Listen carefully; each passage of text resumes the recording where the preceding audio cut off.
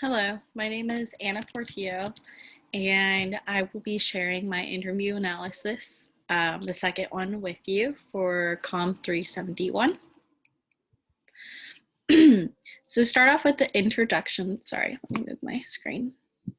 Start off with the introduction. I want to go over the overarching research question and then the main points that I will do throughout this presentation. So the overall question that we were given was, what state or federal policy, catastrophic event affecting the nation or social justice movement has had the biggest impact on ICC in that state or America in the past 5 years? How has it impacted how you communicate with people who are culturally different? So the main points I will be going through are the interviewees and demographics, interview responses, research methods, personal response, and conclusion. Oops, why is it going?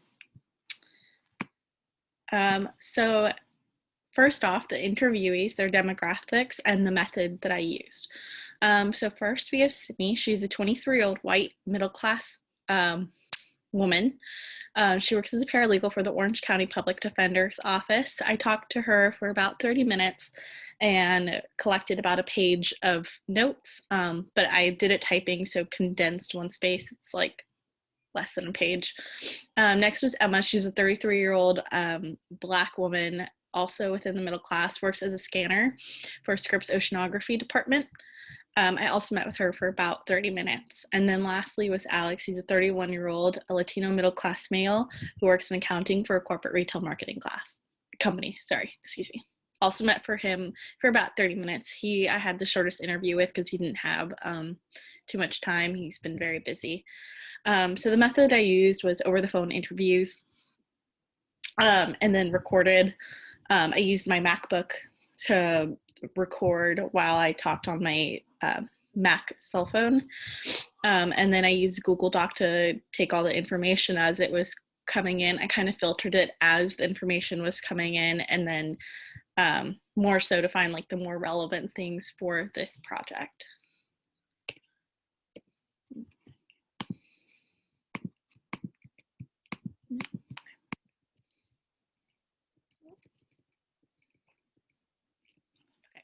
Sorry. So the questions that I asked the interviewees was the one that we were given, the overall, and then I asked, what specific thing about this can you pinpoint as being the most important factor? Did this affect your own life personally or anyone close to you?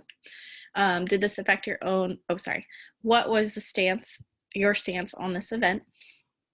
Did you support your stance on the subject that they chose publicly? If so, how has this specifically made you interact with people who are culturally different? What changes have you seen, if any, since this event, and then good or bad? So first off, we had Sydney. Overall, it seemed to relate to the ISIS attacks that were happening a few years ago.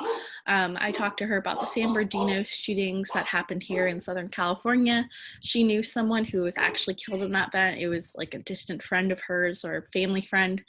And she noticed from that in particular, but also other things, that there was a lot of anti-Muslim hate, and that really became prominent in her local community and also around the nation. She also said that she knew people who were Muslim that were scared of being attacked or hate crimes happening to them because of their religious beliefs. One thing that I thought was very interesting about this is that she talked about how it kind of started some clash between her and some members of her family because she felt that their views were very generalized and blanketing Muslim people, and also kind of had a racist connotation about Muslim people. She said that she would try to be vocal about how she believed their views were ignorant and didn't want to stay quiet, even if it caused family tensions. She did note that today there's a lot of more focus on BLM and pandemic issues, so she hasn't noticed as much anti-Muslim things in media or people talking about it as much, but she's sure that like those negative feelings are still there. Next was Emma. So overall, I'm going to talk about the BLM and the rioting that happened. She knows that most of the televised, a lot of the media surrounding it came off criticizing the BLM movement, and there was very biased coverage. She thought that some news outlets were completely ignoring the reason behind these um, protests, and we're focusing more on like the rioting, the looting, and the destruction that came along with it. Oops, excuse me. Especially she noted that conservative media sources definitely try to cover it up and just give the BLM overall a really bad look.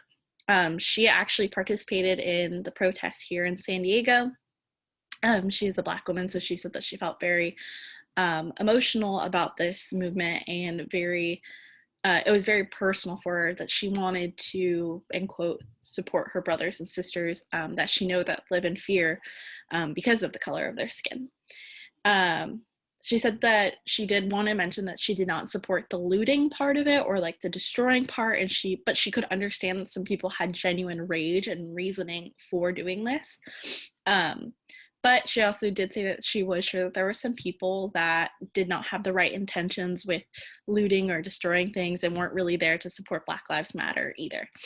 The way that she like supported her stance on this was by posting on social media, marching, and then she said she even tried to buy from Black-owned businesses a lot during that time. She said that like change that came from that she really was happy to hear about was that the officer that killed George Floyd, who incited a lot of the protests, he was convicted, and she thought that that was really great, and she hopes moving forward that these types of consequences continue to be delivered. Lastly, I interviewed Alex. He brought up how Trump banned transgender people from the military, made sure to vocalize his support for the transgender community as he is an ally. He said that this was directly what he said. He said, I saw lines drawn in the sand, and it was very one people versus the other. As he said, he noted was with a lot of things in this country. So he has friends who are transgender, and he knows that it is a constant battle, that they are fighting for equal rights. And he just felt like the transgender ban was another way to keep transgender people as not being equal. And he didn't support the policy in any way. He also noted that Trump had also created other policy besides that, that the point of it was to take away from minority groups or limit them or oppress them or continue to do so.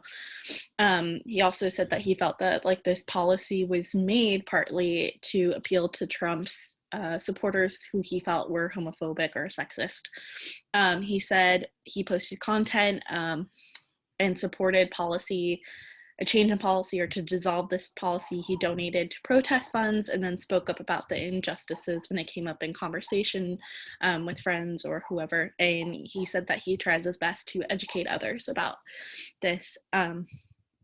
He said that he's always been a very open-minded person and has just tried to be more so and more active about it, though, since things like this.